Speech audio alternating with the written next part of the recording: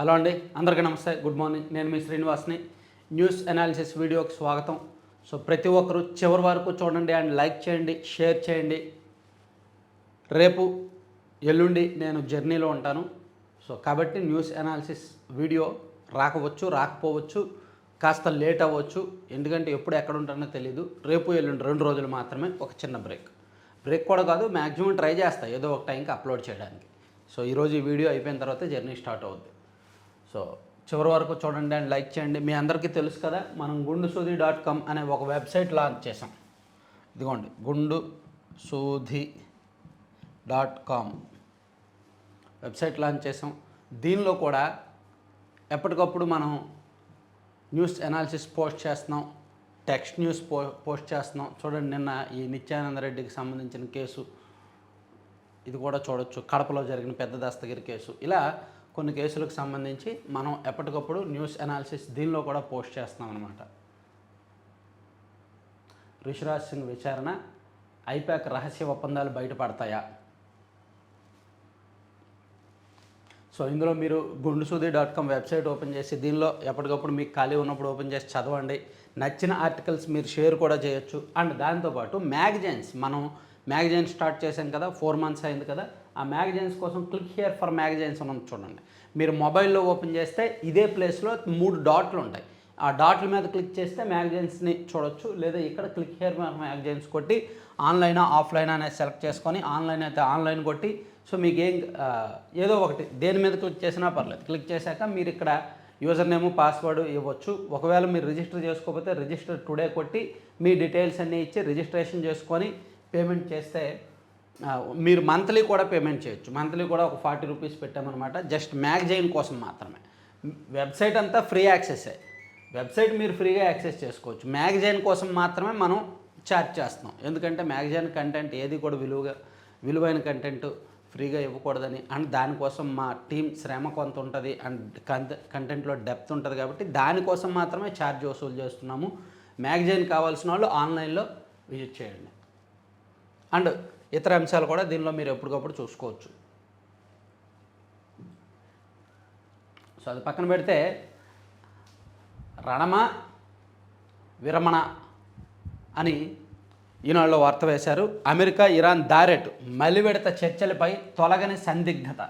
నేడు ఇస్లామాబాద్ చేరుకున్న vans ఘాలిబఫ్ సంప్రదింపులపై Tehran స్పందన కోసం ఎదురు చూస్తున్నామన్న పాక్. చర్చలు జరుగుతాయని ట్రంప్ విశ్వాసం. దాడులకు తమ సైన్యం వివ్వుళ్ళూరుతోందని వెల్లడి. బెదిరింపులకు లొంగం, సరికొత్త షాకులు ఇస్తామన్న ఇరాన్. చర్చలపై తుది నిర్ణయం తీసుకోలేదని స్పష్టీకరణ. సో ఒకవైపు ట్రంప్ చర్చిస్తామంటూనే బెదిరిస్తున్నాడు, ఒకవైపు చర్చలు అంటున్నారు, మా టీం అక్కడికి వెళ్తుంది అంటున్నారు, మరోవైపు బెదిరిస్తున్నారు, చర్చలకు రాకపోతే ఇరాన్ని లేపేస్తాం, బాంబులు వేస్తాం, అది చేస్తాం, ఇది చేస్తాం. కరెంట్ పోయింది, పవర్ పోయింది. అయ్యా నాకేమో టైం లేదు, చాలా హరీగా వీడియో చేయాలి, అప్లోడ్ చేయాలి. నువ్వు ఈ టైంలో కరెంట్ తీసావు.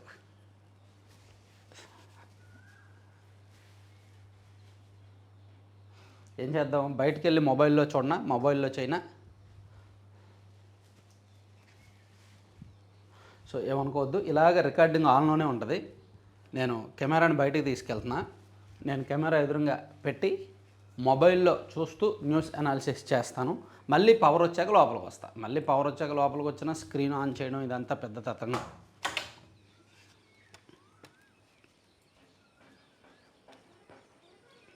ఆన్లోనే ఉంది, మీకేం కనిపించినా నాకు సంబంధం లేదు. ఏమనుకోవద్దు.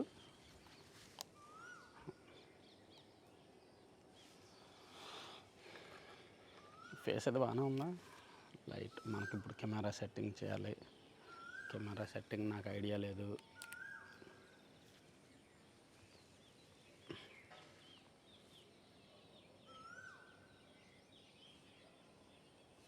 ఓకే, సో నేను మొబైల్లో ఆన్ చేస్తున్నానండి. మొబైల్లో చూద్దాం. బాగానే ఉన్నట్టుంది.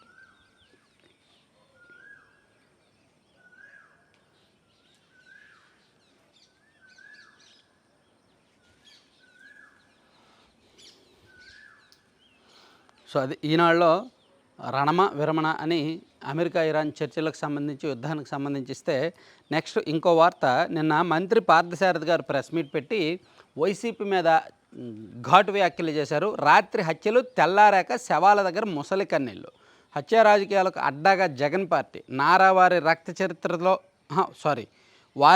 చరిత్రలో నాడు వైకాపా నేడు దస్తగిరి బలి, ఎంపీ అవినాష్ రెడ్డి మాజీ ఎమ్మెల్యే రవీంద్రనాథ్ రెడ్డికి దస్తగిరి ఆప్తమిత్రుడు, ఆయన వద్ద లభించిన పత్రాలే వైకాపా అగ్రనేతల బినామీ వ్యవహారాలకు నిదర్శనం, గృహ నిర్మాణ శాఖ మంత్రి పార్థసారథి ధ్వజం. సో టీడీపీ ఆఫీస్లో నిన్న మంత్రి పార్థసారథి గారు అంటే ఇక్కడ వారి రక్త చరిత్ర అనేసరికి మనకి ఆ నారావారి రక్త చరిత్రని సాక్షి వాళ్ళు రాసిందే అలవాటు అయిపోయింది, ఫ్లోలో అది వచ్చిందిలే. యాక్చువల్లీ వైసీపీ వాళ్ళ రక్త చరిత్రలో ఇవన్నీ ఉదాహరణలు. ఒకప్పుడు వివేకానంద రెడ్డి, ఇప్పుడు దస్తగిరి, పెద్ద దస్తగిరి అని చెప్పి నైట్ టైం వాళ్ళే చేసేస్తారు, డే టైం మార్నింగ్ అయ్యాక అక్కడికి వెళ్ళి వాళ్ళే కన్నీరు కారుస్తారు, రాజకీయం చేస్తారు అని పార్థసారథి గారు చాలా ఘాటుగా విమర్శించారు. ఇక మరో ముఖ్యమైన అంశం ఏంటంటే అనంతబాబు ఉన్నాడు కదా, వైకాపా ఎమ్మెల్సీ డ్రైవర్ సుబ్రహ్మణ్యాన్ని వేసేసిన కేసులో ప్రధాన నిందితుడు. ఇప్పుడు ఆ కేసు విచారణ జరుగుతోంది. ఆల్మోస్ట్ సాక్ష్యాలు ఆధారాలు అన్నీ అనంతబాబుకు వ్యతిరేకంగా ఉన్నాయి. పోలీస్ దర్యాప్తు చాలా వేగంగా జరుగుతోంది, ప్రాసిక్యూషన్ కూడా అంత ఇంటర్నల్గా జరుగుతుంది బాగానే. సో అతను ఆల్మోస్ట్ ఇరుక్కుపోయినట్టే. ఇప్పుడు ఈ టైంలో ఆయన తప్పించుకోవడానికి ఒక ప్లాన్ వేశాడు. అదేంటంటే ఆ కేసులో ఎవరైతే సాక్షులుగా ఉన్నారో ఆ సాక్షులకి ఒక్కొక్కరికి 3 లక్షలు ఇస్తాను. 4 సాక్షులు ఉన్నారు ఆ కేసులో.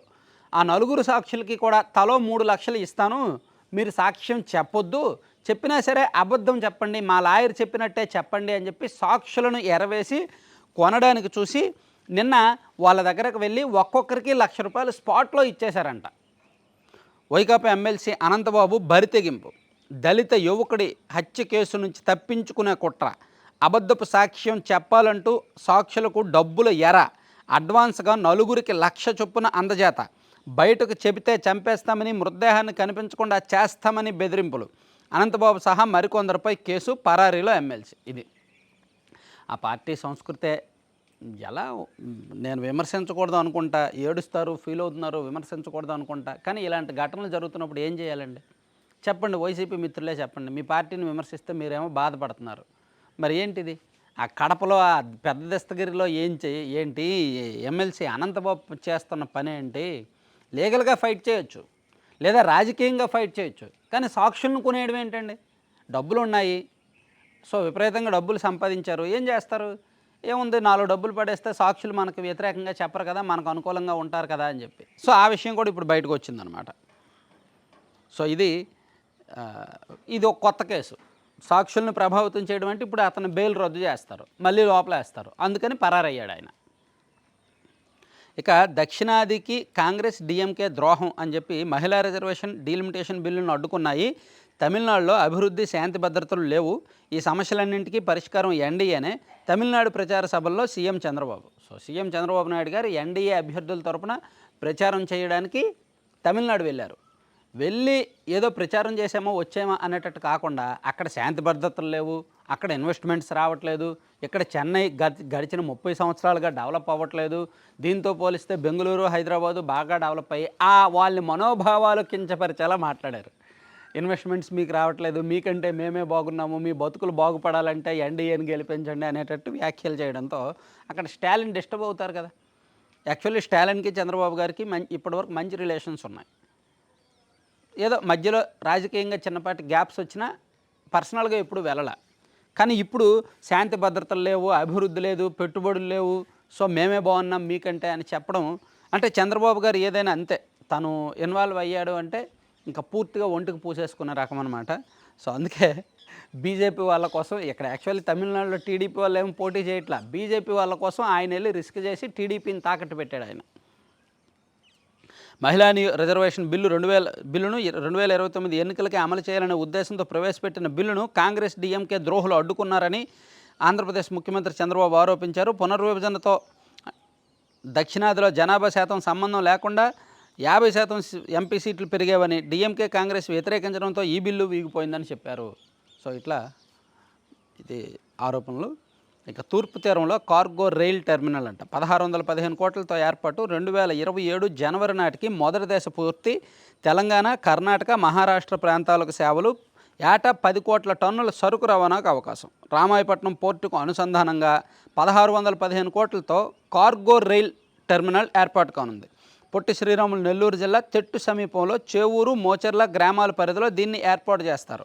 Ramayapatnam cargo reception terminal private limited సంస్థ పేరిట పోర్టు సమీపంలో ఏర్పాటుకు అనుమతించింది. సో దీని ద్వారా రైలు, రోడ్డు మార్గాలు అనుసంధానమై సరుకు రవాణా సులభమవుద్ది. బాగుందండి. ఒకవైపు పోర్టు, రామాయపట్నం పోర్టు నిర్మాణం అవుతుంది. రామాయపట్నం పోర్టుకి దగ్గరలోనే హైవే ఉంది, నేషనల్ హైవే ఉంది.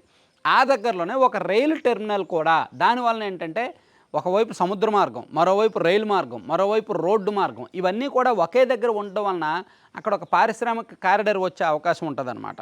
సరుకు రవాణాకు ఈజీగా అవుద్ది. అక్కడ ఏమైనా ఉత్పత్తులు ఏమైనా తయారైనా సరే రవాణా చేయడానికి ఈజీగా ఉంటుంది. ఇప్పుడు పరిశ్రమలు పెట్టాలంటే వాళ్ళు ఫస్ట్ చూసేది నీళ్లు, రెండోది రవాణా సౌకర్యాలు. సో ఎప్పుడైతే ఇన్ని రకాల రవాణా మార్గాలు ఉన్నాయో ఖచ్చితంగా పరిశ్రమలు పెట్టడానికి ఇంట్రెస్ట్ చూపిస్తారు. సో ఇది 1615 కోట్లతో ఏర్పాటు అవుతోందంట, అది చూడొచ్చు. అలాగే దస్తగిరి కేసులో కథలల్లి కన్నీరద్ది. తెర వెనుక కథ, స్క్రీన్ ప్లే, దర్శకత్వం వైకాపా నేతలదే. ఆ తర్వాత ఏమీ తెలియనట్టు శోకాలు.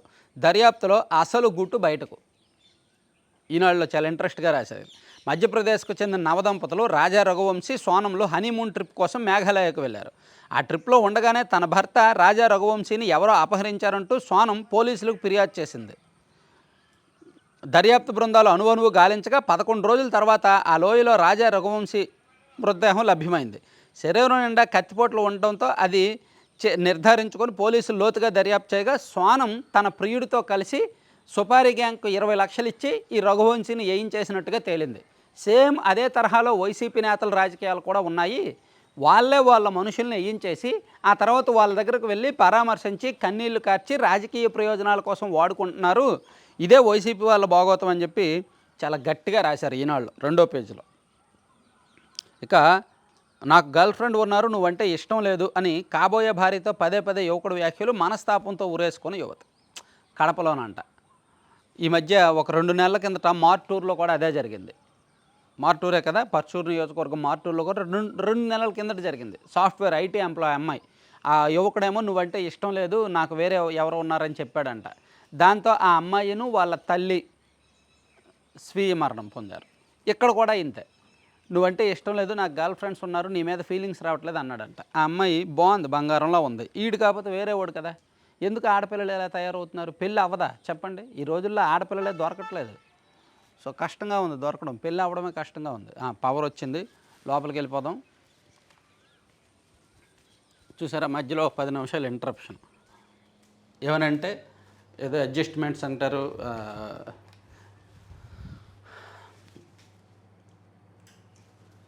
ఆన్ అవుతుంది.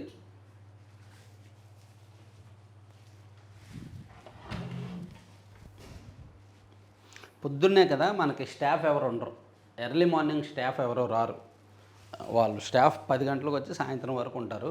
సో పొద్దున్న న్యూస్ అనాలిసిస్ వీడియో ఏంటంటే మొత్తం నేనే దాన్ని రికార్డింగ్ చూసుకోవాలి, కెమెరా సెట్ చేసుకోవాలి, ఎడిటింగ్ చేసుకోవాలి, అప్లోడ్ చేసుకోవాలి, థంబ్నెయిల్ ఏమైనా ఉంటే పెట్టుకోవాలి, అన్నీ నేనే చేయాలి. అంటే మనం ఒక వ్యవస్థ నడిపిస్తున్నామంటే మనకు అన్నీ రావాలి. కింది స్థాయి నుంచి పై స్థాయి వరకు అన్నీ మనకు వస్తేనే మనం నడిపించగలం.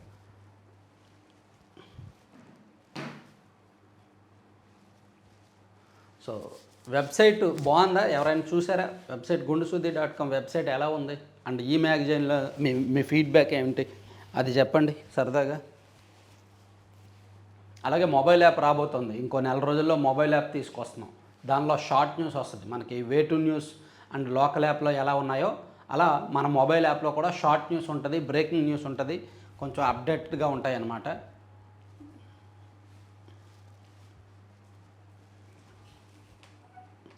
ఇదంతా ఖర్చుతో కూడుకున్న పని, రిస్కీ పని. కాకపోతే మన గుండుసూది అనే బ్రాండ్ని కాస్త విస్తరిద్దామని ఇవన్నీ చేస్తున్నాం. మనం మరింత చేరువ చేద్దామని అందరికీ.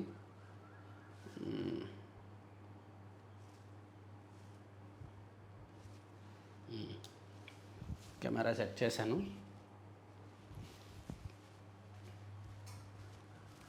ఓపెన్ చేస్తున్నాను.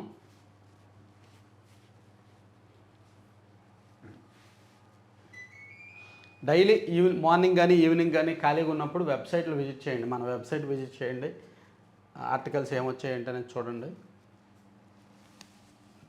షేర్ చేయండి నచ్చినవి ఏమైనా ఉంటే. ఛానల్లో కంటెంట్ వేరు, వెబ్సైట్ కంటెంట్ వేరు, అది చూసుకోండి. ఛానల్లో నేను స్వయంగా చెప్పేది వేరు, వెబ్సైట్లో వచ్చేది వేరు కదా. సో మనం 2వ పేజీలో ఉన్నాం, 2వ పేజీ చదువుతున్నాం కదా. ఓకే, ఆంధ్రజ్యోతి, సాక్షి,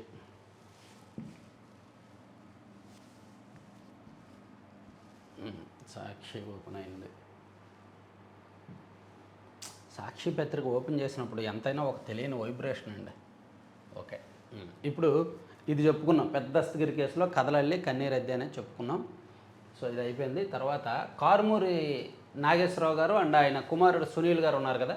సో వాళ్ళిద్దరికీ కూడా సిట్ నోటీసులు ఇచ్చిందండి. ఎందుకంటే వాళ్ళు మద్యం రవాణా కేసులో ప్రధాన నిందితులుగా ఉన్నారు. ఆ కేసులో వాళ్ళిద్దరికీ కూడా సిట్ వాళ్ళ ఇంటి బయట గేటుకి అంటించారు. ఇంకా 24 నుంచి పిల్లలకు పాఠశాలకు వేసవి సెలవులు అంట. అండ్ జగన్ ఇంటి వద్ద కార్యకర్తల తోపులాట. నిన్న జగన్మోహన్ రెడ్డి గారు నిన్న పులివెందులు వెళ్ళారు 3 రోజుల పర్యటనకు. అక్కడ కార్యకర్తల తోపులాట జరిగిందంట. అదొకటి చూడొచ్చు. బాగానే ఉందా ఫోకస్? అది ఒక్క నిమిషం నేను చూసుకుంటా.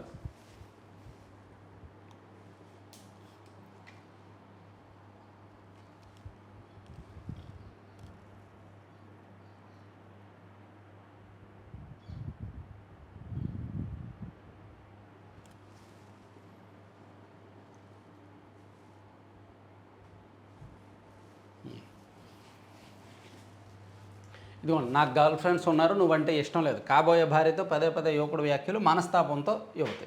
చూడండి ఎంత బాగుంది. వాడు కాకపోతే ఇంకొకళ్ళు ఎందుకు ఆడపిల్లలు అలా చేసుకోవడం? సో ఈ రోజుల్లో ఆడపిల్లల కొరత ఉంది. అది సో ఇట్లా చేసుకోవడం, ఆడపిల్లల పెంపకం కూడా సున్నితంగా తయారు చేస్తున్నారు. ఇక ఈ సిఐగానే రిటైర్ అవ్వాలి. న్యాయవాదిని కాలితో తన్నిన మహిళా సిఐపై కర్ణాటక హైకోర్టు వ్యాఖ్య.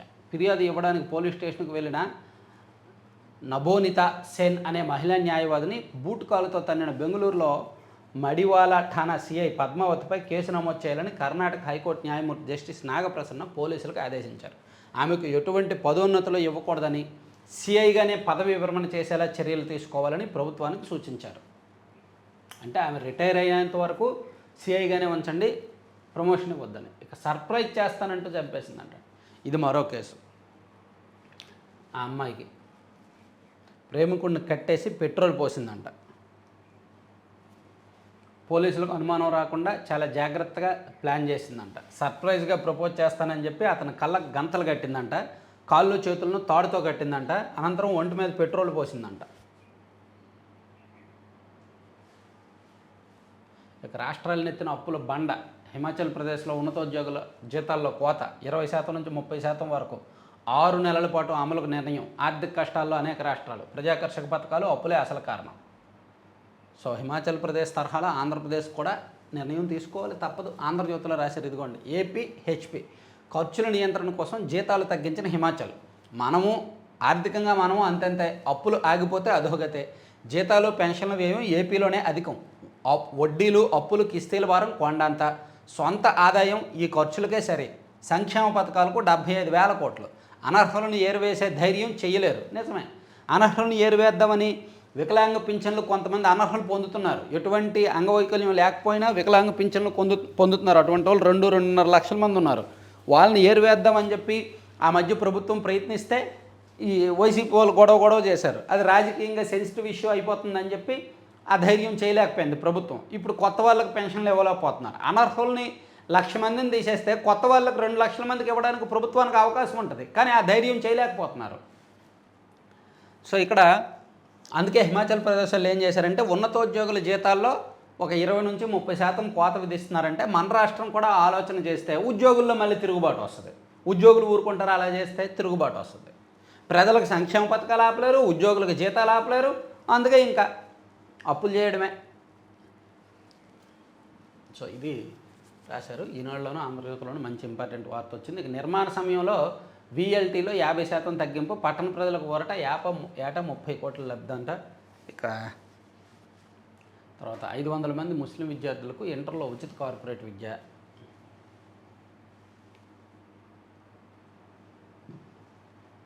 ఆయకట్టు లేకున్నా కనికట్టు స్వలాభం కోసమే ఉమ్మడి చిత్తూరు జిల్లాలో 3 జలాశయాలకు అనుమతి. వైకాపా ప్రభుత్వ అవినీతిపై ప్రభుత్వానికి విజిలెన్స్ ప్రాథమిక నివేదిక. వైకాపా హయాంలో ఉమ్మడి చిత్తూరు జిల్లాలో తలపెట్టిన 3 రిజర్వాయర్లు స్వలాభం కోసమే చేపట్టారని, అంటే అక్కడ కాంట్రాక్ట్ మన అనుకునే వాళ్ళకి కాంట్రాక్ట్ ఇచ్చేసి వాళ్ళకు లబ్ధి చేకూర్చడానికి ఎటువంటి అనుమతులు లేకపోయినా, అసలు ఆయకట్టే లేకపోయినా నీటి ప్రాజెక్టులు కట్టారనమాట. అక్కడ ఆయకట్టు లేదు, అనుమతులు లేవు, ఎన్జీటీ ఒప్పుకోలేదు, అయినా సరే డబ్బులు చెల్లించేశారు, బిల్లులు చెల్లించేశారు. ఎందుకంటే పిఎల్ఆర్ కన్స్ట్రక్షన్ ఎవరు పెద్దిరెడ్డి గారి కోసం 2144 కోట్లతో ఆమోదం. చిత్తూరు జిల్లా పొంగనూరు నియోజకవర్గంలో సోమల మండలం ఆవులపల్లిలో 3.5 టీఎంసీలు, పొంగనూరు మండలం నేతికొంట్లపల్లిలో 1 టీఎంసీ, తంబలపల్లి నియోజకవర్గం కరపలకోట్ల మండలం ముదివేడులో 2 టీఎంసీల సామర్థ్యంతో 3 బ్యాలెన్సింగ్ రిజర్వాయర్ల నిర్మాణానికి 2020 సెప్టెంబర్ 2 వైకాపా ప్రభుత్వం పాలనాపరమైన అనుమతులు ఇచ్చింది. 2144.5 కోట్లతో వీటి నిర్మాణానికి ఆమోదం తెలిపింది. గాలేరు నగరి, హంద్రనేవా, సుజల్ స్రవంతి అనుసంధానం ద్వారా ఈ రిజర్వాయర్లో నీళ్లు నింపాలనేది ప్రతిపాదన. ఈ పనులకు ముందుగా కేంద్ర అటవీ పర్యావరణ మంత్రిత్వ శాఖల అనుమతులు తీసుకోవాలి. కానీ గత ప్రభుత్వంలో కీలకంగా వ్యవహరించిన ఓ నేత రాష్ట్ర పర్యావరణ ప్రభావం మదింపు అంచనా ప్రాధికార సంస్థ నుంచి అనుమతులు తీసుకున్నారు. ఇది నిబంధనలకు విరుద్ధం కావడంతో కొందరు రైతులు జాతీయ హరిత ట్రిబ్యునల్ని ఆశ్రయించారు. 100 కోట్ల జరిమానా విధించింది ఎన్జీటీ. ఈలోగా వీళ్ళు చేయాల్సిన పనులు చేశారు, ప్రభుత్వం నుంచి బిల్లులు తీసేసుకున్నారు. పెద్దిరెడ్డి గారి కంపెనీ, ఇది పెద్దిరెడ్డి గారి భాగోతం. నిజంగా ఇది రికవరీ చేయొచ్చు, ఈ ప్రభుత్వం పెద్దిరెడ్డి గారి దగ్గర నుంచి రికవరీ చేయొచ్చు, కానీ చెయ్యరు. ఇక తెలంగాణ ఆర్టీసీలో సమ్మె ఫీజు రియంబర్స్మెంట్ బకాయిలు చెల్లించండి. Private degree college management association వెల్లడి. వెంకటరామరెడ్డి చేసిన తప్పేంటి? జగన్ ఆయనకు తెలియదేమో చెప్పండి, ఎవరైనా ఆయన ఏం తప్పు చేశాడు? ప్రభుత్వ ఉద్యోగిగా ఉంటూ సర్వీసులో ఉంటూ ఒక పార్టీ తరపున ప్రచారం చేయకూడదు, అది ఆయన చేసిన తప్పు. ఆయన అనేక సందర్భాల్లో అనేక సభల్లో వైసీపీ తరపున ప్రచారం చేశాడు. ఆ తప్పు చేశాడు కాబట్టి అతన్ని డిస్మిస్ చేశారు. పాపం జగన్మోహన్ రెడ్డి గారు ఏమీ తెలియనట్టు అడుగుతున్నారు ఆయన చేసిన తప్పు ఏంటి అని. ఎవరైనా చెప్పండి ఆయనకి ఏం చేశారు? సివిల్ సర్వెంట్లు ఆదర్శంగా ఉండాలి. జాతీయ పౌర సేవల దినోత్సవంలో సిఎస్ సాయి ప్రసాద్. వైకాపా ఎమ్మెల్సీ అనంతబాబు బరితెగింపు. దళిత యువకుడు వీధి సుబ్రహ్మణ్యాన్ని అంతమందించి మృతదేహాన్ని డోర్ డెలివరీ చేసిన కేసులో నిందితుడైన వైకాపా ఎమ్మెల్సీ ఉదయభాస్కర్ అనంతబాబు ఆ కేసు నుంచి తప్పించుకునేందుకు మరోమారు బరితెగించారు. ఈ కేసు విచారణ కీలక దశకు చేరుకోవడం, ఈ నెల 24, 25 తేదీల్లో అభియోగాలు నమోదు చేయాల్సి ఉండటంతో సాక్ష్యం లొంగ తీసుకోవడానికి ప్రయత్నించి పోలీసులకు అడ్డంగా దొరికిపోయారు. కోర్టులో అబద్ధపు సాక్ష్యం చెప్పాలంటూ 4 సాక్షులను తన అనుచరులను వైకాపా నేతల ద్వారా డబ్బు ఎరవేశారు. డబ్బులు తీసుకోకపోతే వేసేస్తామని మళ్ళీ బెదిరించారంట. అసలు మామూలుడు కదండి బాబు ఈయన. అమ్మో, ఈయన కదా మన ఆయన. ఇది ఆంధ్రజ్యోతిలో కూడా వచ్చినట్టుంది. ఇదిగోండి, అనంత అడ్డదారి ఎమ్మెల్సీ తరపున రంగంలోకి అనుచరులు 4 సాక్షులను పిలిపించి మంతనాలు, డిఫెన్స్ లాయర్ చెప్పినట్టు వినాలని బెదిరింపులు, తలో 3 లక్షలు ఇస్తామని ప్రలోభాలు, అప్పటికప్పుడు 1,00,000 చొప్పున అందజేత, పోలీసులకు సమాచారం ఇచ్చిన డ్రైవర్ సోదరుడు, సాక్షుల ఫిర్యాదుతో అనంతబాబు, ఇతరులపై కేసు నమోదు, పరారీలో ఎమ్మెల్సీ. ఏం మనుషులండి అసలు. ఆ పార్టీలోకి వెళ్ళిన తర్వాత అలా తయారవుతారో లేదంటే అలా ఉన్న వాళ్ళే ఆ పార్టీలోకి వెళ్తారో తెలియదు, కానీ వామ్మ దండం బాబోయ్, అసలు ఆలోచనలు ఏంటి? 24, 25 తేదీల్లో అంటే రేపు ఎల్లుండి అభియోగాలు నమోదు ఉందన్నమాట, కీలకమైన ప్రక్రియ విచారణలో. సో అక్కడ దొరికిపోకూడదని చెప్పి అక్కడ స్క్రిప్ట్ మార్చి తన లాయర్ చెప్పిందే చెప్పాలని చెప్పి వాళ్ళకి తలా 3 లక్షలు ఇస్తామని ఒప్పందం అంట. ఎటువంటి మనుషులండి బాబు వీళ్ళు. లక్ష్యం చేరేలా సికిల్ సెల్ 2.0 సర్వే. ఓకే, తాస్కోలో చైనా క్షిపణి రసాయనాలు, దక్షిణాది కాంగ్రెస్ డిఎంకే ద్రోహం. ఆసుపత్రి ఖర్చులకు ఏటా 39,000 ఏపీ వాసులు సొంత జేబు నుంచి వెచ్చిస్తున్న మొత్తం ఇది జాతీయ నమూనా సర్వేలో వెల్లడి. జాతీయ సగటు కంటే 15% అధికంగా వ్యయం. చూసారా, దేశవ్యాప్తంగా కంటే మన రాష్ట్రంలోనే ప్రైవేట్ ఆసుపత్రుల కోసం ఖర్చు చేస్తున్నది ఎక్కువ ఉందంట. దేశవ్యాప్తంగా సగటున 34,064 రూపాయలు ఖర్చు చేస్తుంటే మన రాష్ట్రంలో మాత్రం 39,170 రూపాయలు ఖర్చు చేస్తున్నారంట ప్రైవేట్ ఆసుపత్రుల్లో వైద్యం కోసం. మన రాష్ట్రంలో ఏదైనా దోపిడీయే. మన రాష్ట్రంలో జీతాలు ఎక్కువ, మన రాష్ట్రంలో నిరుద్యోగం ఎక్కువ, మన రాష్ట్రంలో అప్పులు ఎక్కువ, మన రాష్ట్రంలో ఆర్థిక కష్టాలు ఎక్కువ, మన రాష్ట్రంలో సంక్షేమ పథకాలు ఎక్కువ, మన రాష్ట్రంలో ఈ ప్రైవేట్ ఆసుపత్రులకు తగలెడుతున్న డబ్బు కూడా ఎక్కువే. వైద్యానికి వెళ్తే జేబులు కొల్లే, రోగుల నుంచి భారీగా డబ్బు లాగేస్తున్న ప్రైవేట్ ఆసుపత్రులు బీమా కాకుండా సగటున 34,000కు పైగా సొంత ఖర్చు ప్రభుత్వ గణాంకాలు వెల్లడి. జాతీయ నమూనా సర్వేలో వెల్లడైందనమాట ఇది.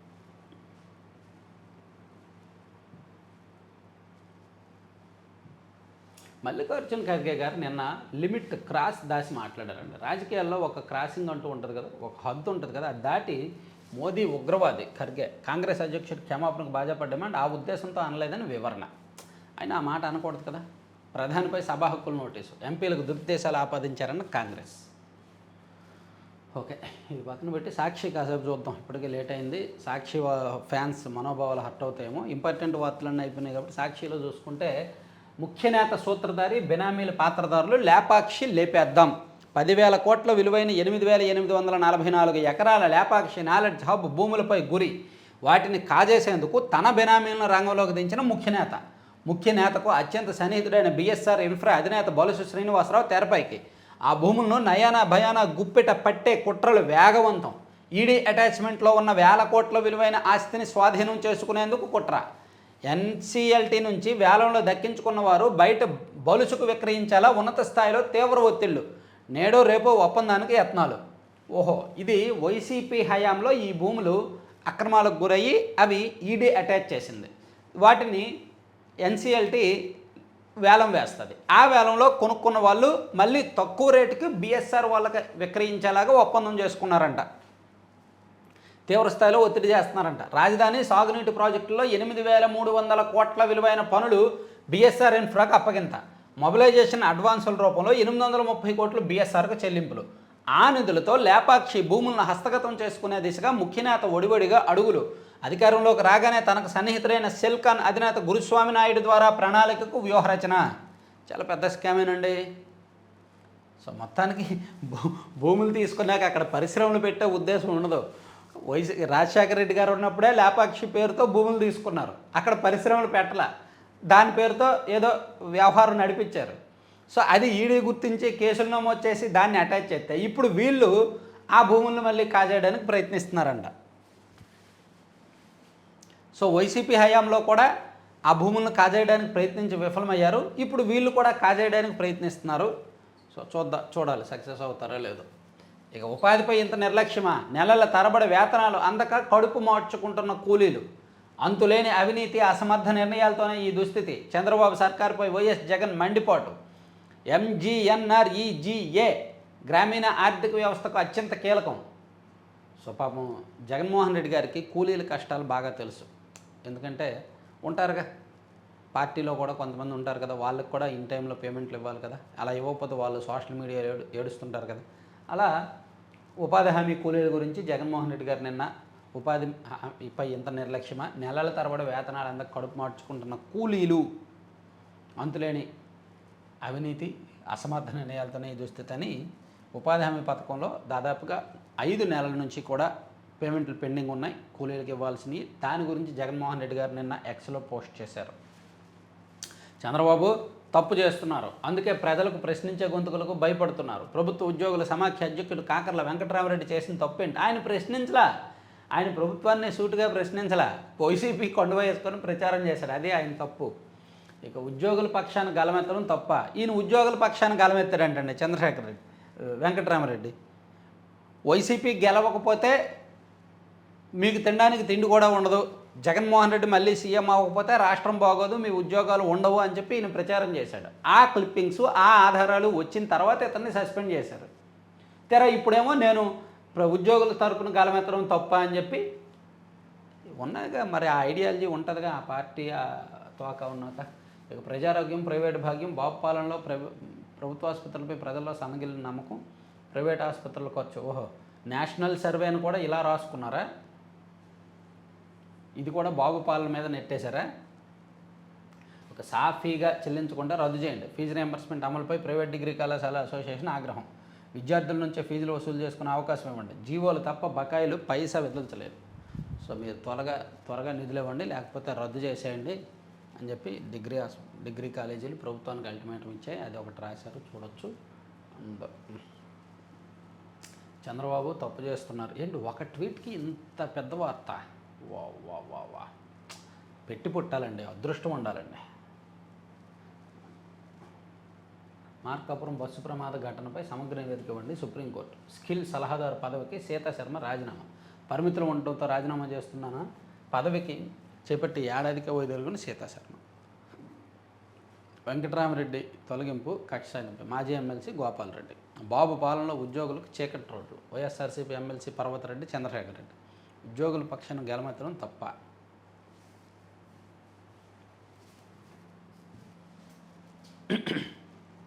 సర్కారు నిర్వాహకం జనంపై అప్పుల భారం. ఈ మంగళవారం 4,600 కోట్లంట. సాక్షిలో సెపరేట్గా అప్పుల లెక్క సెల్ ఒకటి ఉన్నట్టుంది. చిత్రగుప్తుడు ప్రజల జనం పాపాలు లెక్కేసుకున్నట్టు సాక్షిలో ఈ ప్రభుత్వం చేస్తున్న అప్పులు లెక్కేయడానికి ఒక సెపరేట్ సెల్ ఉన్నట్టుంది.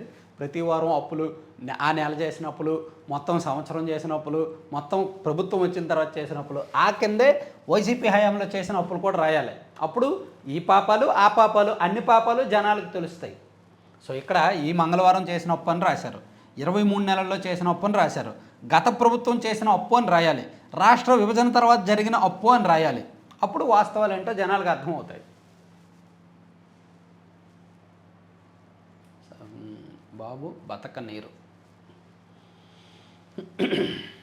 సో ఇది అయిపోయింది సాక్షిల అంశాలు. ఆల్మోస్ట్ అన్నీ చెప్పేసుకున్నాం, ఇంపార్టెంట్ అన్నీ. ఈరోజు కరెంట్ పోవడం, మధ్యలో ఒక 10 నిమిషాలు ఇంటరప్షన్ వచ్చింది. సో చివరి వరకు చూసిన ప్రతి ఒక్కరికి ధన్యవాదాలు. Thank you very much.